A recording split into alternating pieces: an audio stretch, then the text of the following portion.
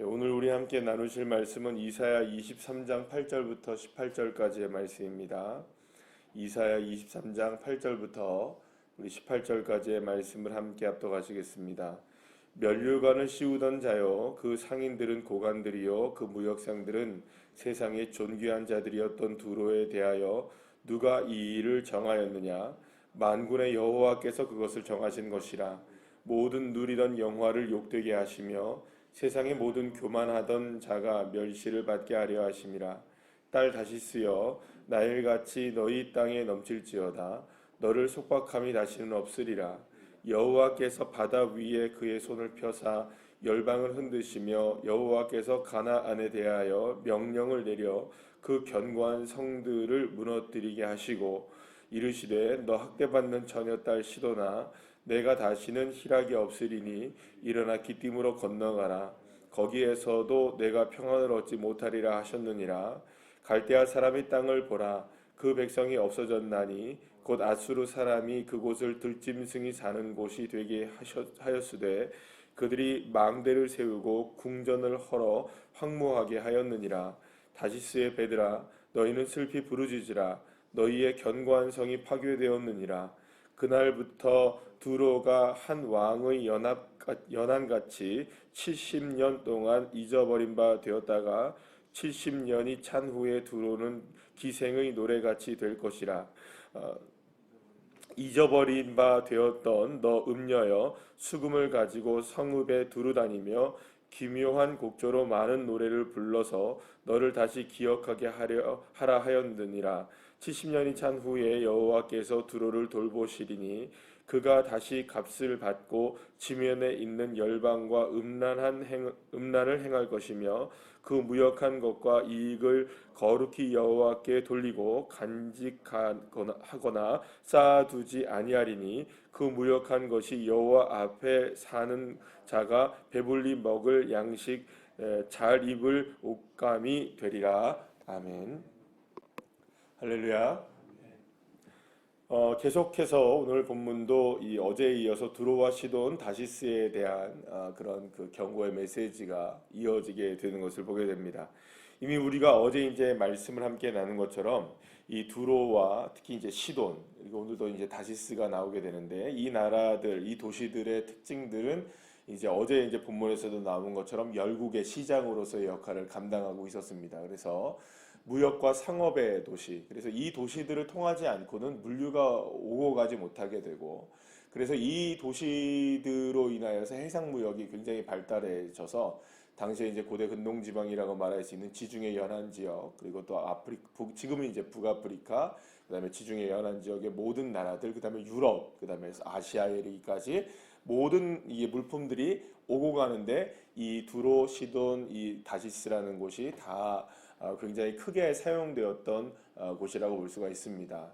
그래서 사실은 이 도시들은 그 어느 이제 그 당시에 이제 그 당시의 세계로 보게 되면은 그 어느 나라에도 다 중요한 역할들을 감당했기 때문에 특별하게 뭐 어떤 나라가 적이다, 뭐 어떤 나라가 어떤 그 뭐랄까요, 뭐 이스라엘에게, 특히 이제 이스라엘에게 본다면 문제가 있다, 뭐 이런 거는 아니었습니다.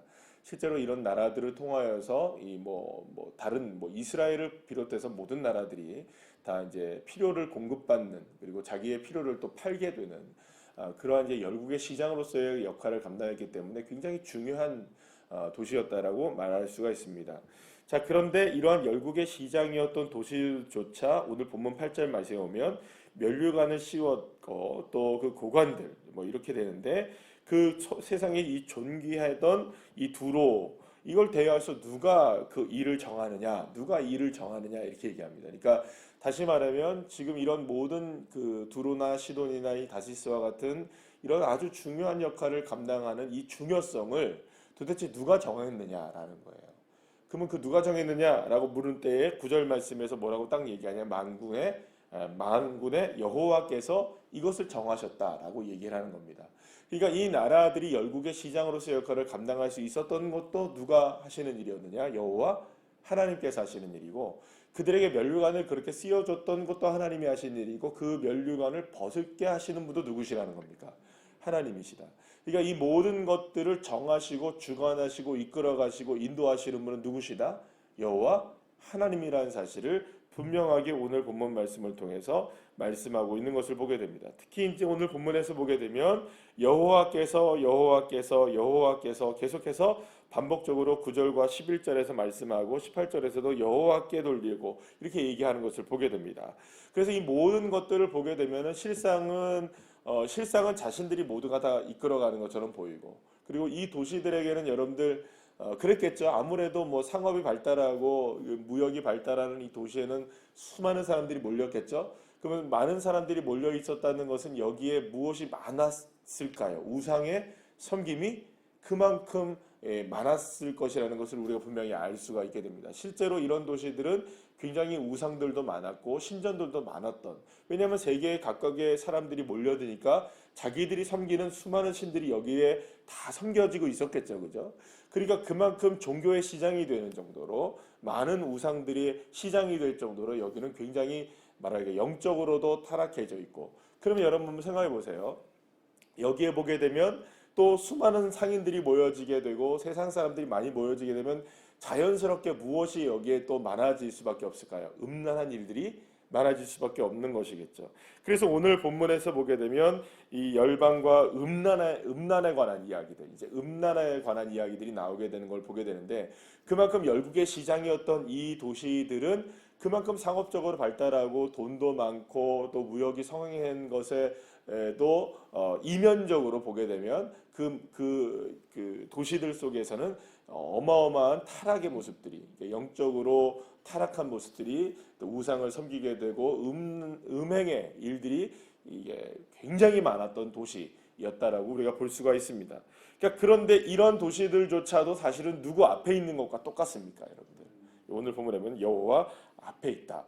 여호와 앞에 있다. 사랑하는 여러분, 우리가 하나님 앞에 살아간다는 것은 어떤 의미일까요? 하나님 앞에 우리가 살아간다. 우리가 코람데오의 인생으로 살아가지 않습니까? 그러니까 하나님 앞에는요, 우리가 믿음을 가지고 최선을 다해서 살아가는 모습도 누구 앞에 살아가는 겁니까?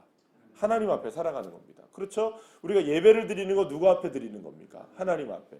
그래서 우리가 사실은 이 새벽에 나와서 예배를 드리고 또 혹은 뭐 온라인으로 우리가 방송을 통해서 새벽 예배를 이렇게 말씀을 듣는 모든 분들도 사실 누구 앞에 있는 걸까요? 하나님 앞에 있는 코람데오로 그렇게 해서 예배를 드리는 겁니다. 분명하게 했죠.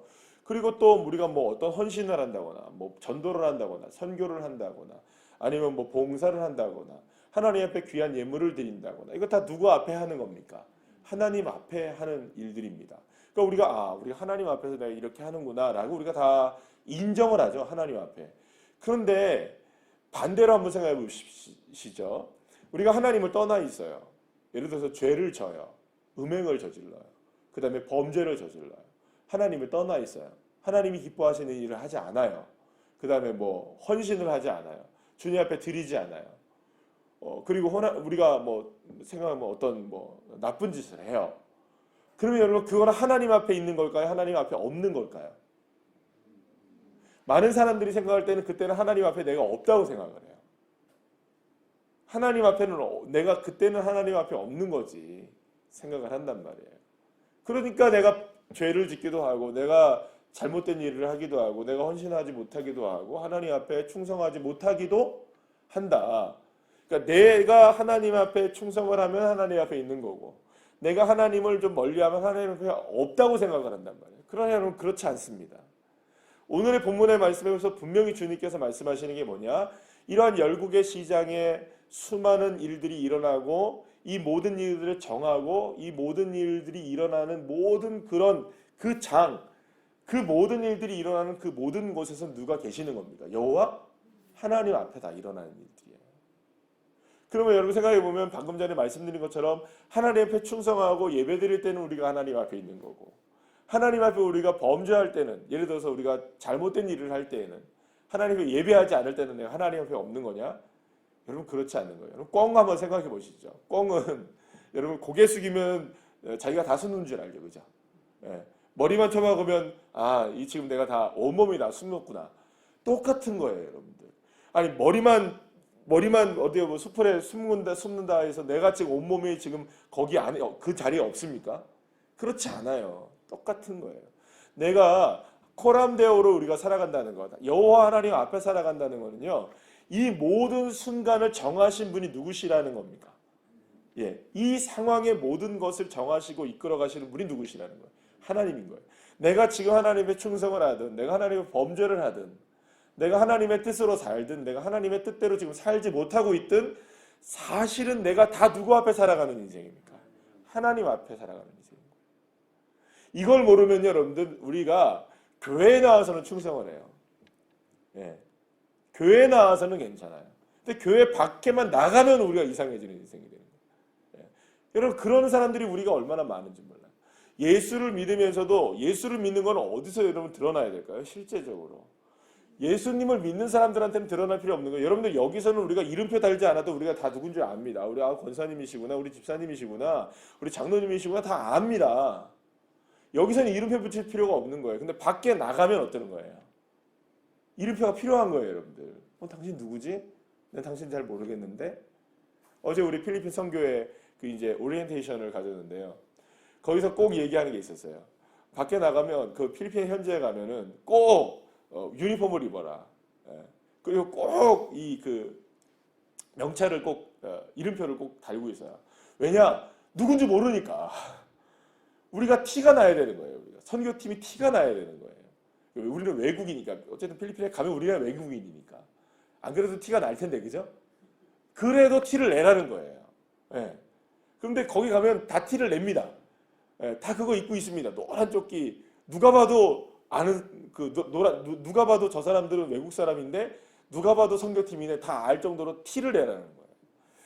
여러분들, 그렇습니다. 우리가 살아가는 우리의 인생 속에서 그러니까 교회에서는 우리가 하나님 앞에 있는 거라고 믿지만 세상 밖으로 나가면 하나님 앞에 없는 것처럼 여겨질 때가 많아요.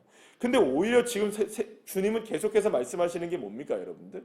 물론 예루살렘에 관한 경고도 있었지만 아수르를 향한 경고를 하든, 바벨론을 향한, 애굽을 향한, 모압을 향해서, 아라비아를 향해서, 또 누구를 향해 오늘도 두로와 계속해서 이런 시돈과 다시스를 향해 계속해서 경고의 말씀을 주고 심판의 말씀의 메시지를 주는 것은 오히려 여러분들 이스라엘을 벗어난 지역들이잖아요. 다. 거기에 누가 지금 계신다는 겁니까? 여호와 하나님이 계신다는 거예요.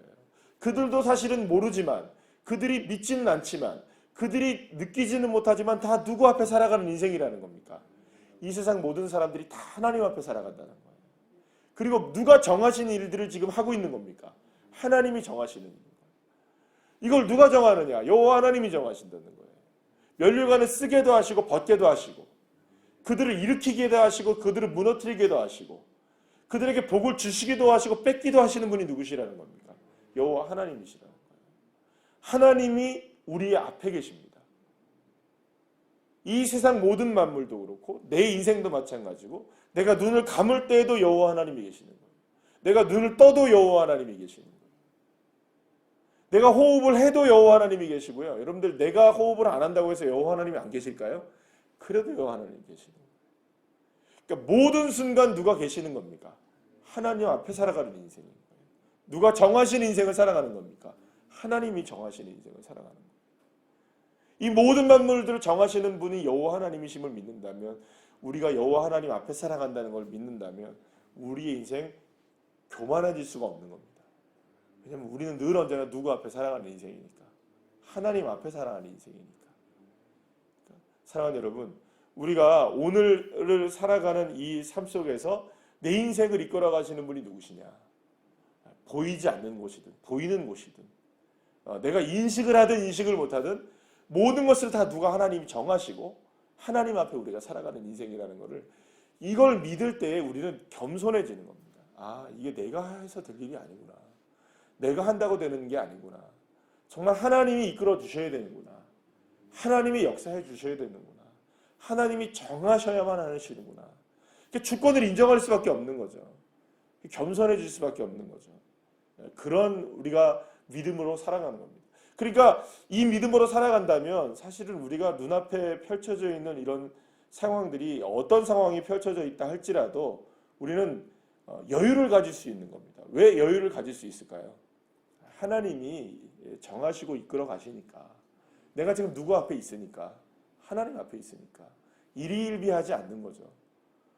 이 일 때문에 내가 지금 오늘 다급해져도, 정말 다급해도 정하시는 분은 여호와 하나님이시니까 주님 뜻대로 이루십시오. 주님이 이끌어 주십시오. 모든 것들을 이끌어 가시는 하나님.